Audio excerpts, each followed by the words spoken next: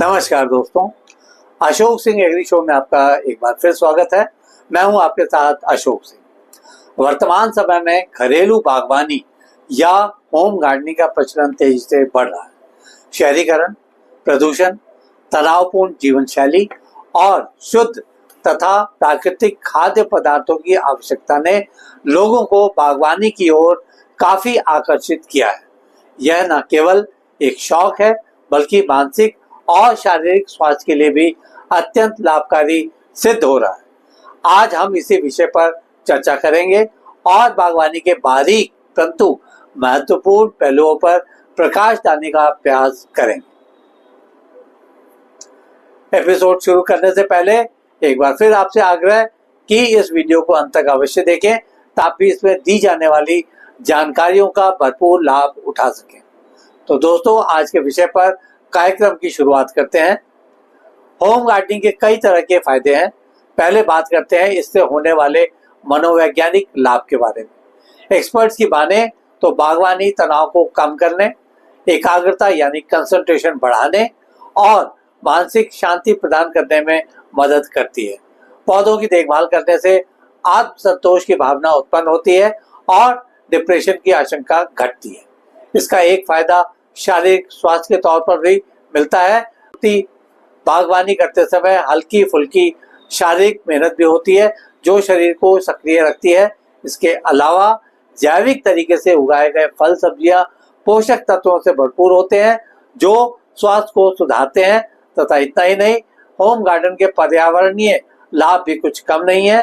ये पौधे carbon dioxide को अवशोषित कर ऑक्सीजन छोड़ते हैं जिससे वायु की गुणवत्ता में सुधार होता है। इसके साथ ही घरों में हरियाली से तापमान में भी कमी आती है। यह भी समझना जरूरी है कि होम गार्डनिंग में किस प्रकार के पौधे उगाए जा सकते हैं।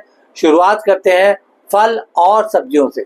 मोटे तौर पर बात की जाए तो टमाटर, मिर्च, धनिया, पालक, बैंगन, भिंडी, मेथी, गाजर, मूली, नींबू, पुदीना, तुलसी, करेला, लौकी आदि आसानी से घर पर उगाई जा सकती हैं।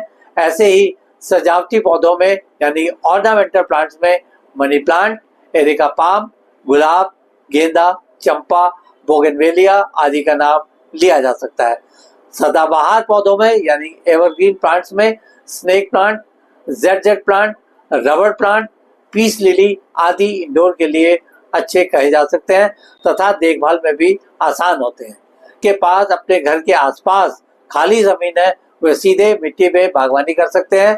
यह सबसे प्रभावी तरीका है क्योंकि पौधों की जड़ें सीधे प्राकृतिक मिट्टी से पोषण लेती हैं। छोटे या मध्यम आकार के शहरों में छत पर बागवानी एक बेहतरीन विकल्प है। छत पर मिट्टी या ग्रो बैग्स का उपयोग कर बागवानी की जा सकती है। कम जगह और अपार्टमेंट्स में इंडोर पौधे जैसे मनी प्लांट, एलोवेरा, तुलसी आदि रखे जा सकते हैं। ये न केवल हवा को शुद्ध करते हैं बल्कि सुंदरता भी बढ़ाते हैं। इन पौधों को नियमित रखरखाव की जरूरत पड़ती है। पौधों को सही मात्रा में धूप और पानी देना चाहिए। अधिक या कम पानी से पौधे मुरझा सकते हैं। समय समय पर सूखी पत्तियों और टहनियों को काटते रहना चाहिए। कीटनाशकों का उपयोग सीमित मात्रा में करना चाहिए। रोकथाम के लिए नीम का तेल, लहसुन का स्प्रे जैसे जैविक कीटनाशक का इस्तेमाल करना चाहिए।